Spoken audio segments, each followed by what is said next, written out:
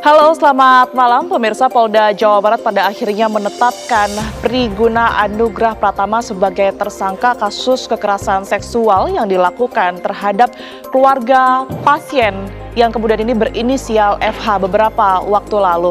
Dan kemudian dari hasil penyelidikan sementara pihak kepolisian menyebutkan bahwa pelaku ini mengalami kelainan seksual yang kemudian ini diketahui memiliki ketertarikan terhadap seseorang yang dalam kondisi tidak sadar.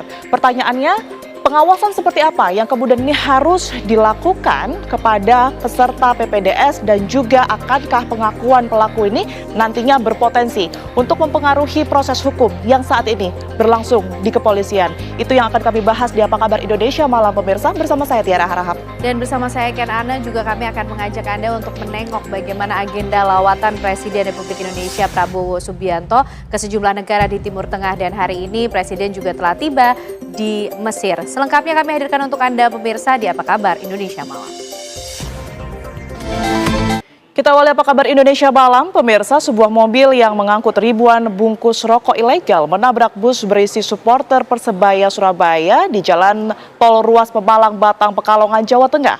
Pengemudi mobil melawan arus dan mengakibatkan kecelakaan. Bagaimana kemudian penanganan yang dilakukan oleh pihak kepolisian atas kecelakaan yang terjadi ini, pemirsa? Kami ajak Anda berbincang dengan Kasat Lantas Polres Pekalongan AKP Roni Hidayat. Selamat malam, Pak Roni. Pemirsa, usai wanita yang mengaku menjadi selingkuhan Ridwan Kamil, Lisa Mariana menggelar konferensi pers pada Jumat sore kemarin. Tak lama berselang. Pemirsa, Komisi Pemberantasan Korupsi KPK akan memanggil Ridwan Kamil dalam kasus korupsi pengadaan iklan bank pembangunan daerah Jawa. Kita beralih ke informasi lainnya. Untuk memastikan apakah ada korban tambahan di kasus kekerasan seksual oleh Dr. Residen Priguna Anugrah Pratama, pihak Rumah Sakit Hasan Sadikin Bandung dan Polda. Setelah ditetapkan sebagai tersangka kasus pemerkosaan terhadap keluarga pasien, Priguna Anugrah Pratama, dokter yang menyalahgunakan ilmu anestesinya kembali dilaporkan.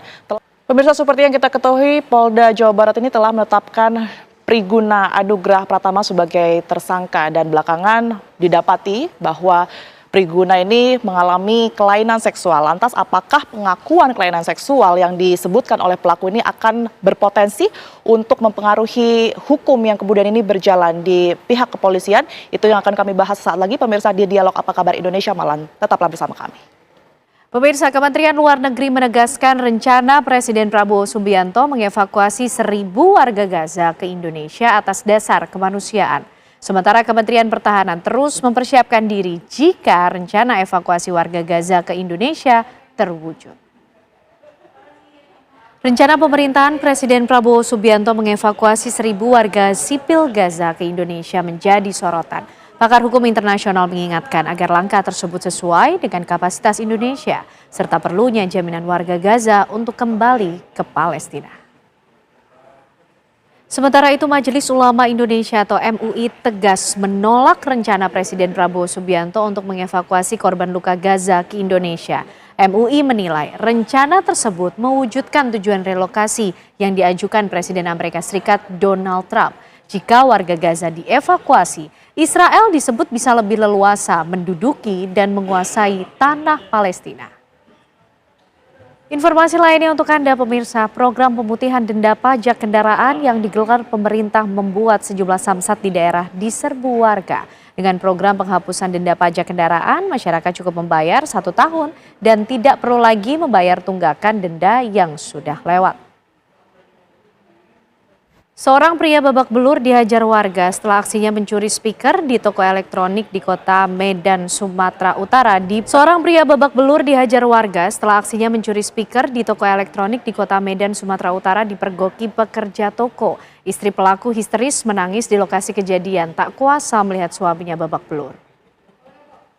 Seorang anggota kepolisian Kota Dumai ditemukan tewas secara tragis di sebuah tempat hiburan malam di Kota Dumai, Riau. Dugaan sementara korban meninggal dunia akibat overdosis. Aksi pencurian motor melibatkan anak-anak kembali terjadi di Kota Surabaya. Kali ini pelakunya diduga sepasang suami istri dan seorang anak berusia sekitar 6 tahun. Mencuri sebuah motor yang terparkir di depan halaman rumah di Jalan Kebalen Kulon 3, Surabaya. Aksi pelaku terekam CCTV dan tak satu pun warga yang menghentikan aksinya. Dua pelaku pencurian sepeda motor trail senilai puluhan juta rupiah di kantor Desa Sukaharja, Kabupaten Tangerang, Banten terekam CCTV. Buat resah warga, buaya muara dengan panjang 2 meter berada di rawa-rawa dekat Danau Cilongok ditangkap warga Cilongok, Kecamatan Pasar Kemis, Kabupaten Tangerang, Banten. Seorang pria di perumahan Rungkut Harapan, Surabaya, pemirsa, ditemukan tewas mengenaskan di dalam kamar rumahnya dengan luka gigitan dan cakaran di bagian wajah dan juga kepala. Ratusan warga Cirebon Timur, Kabupaten Cirebon, Jawa Barat, Sabtu siang menggelar aksi protes turun ke jalan akibat Presiden Prabowo Subianto akan melakukan pertemuan dengan Presiden Republik Arab Mesir Abdel Fattah el-Sisi di Istana Al-Id.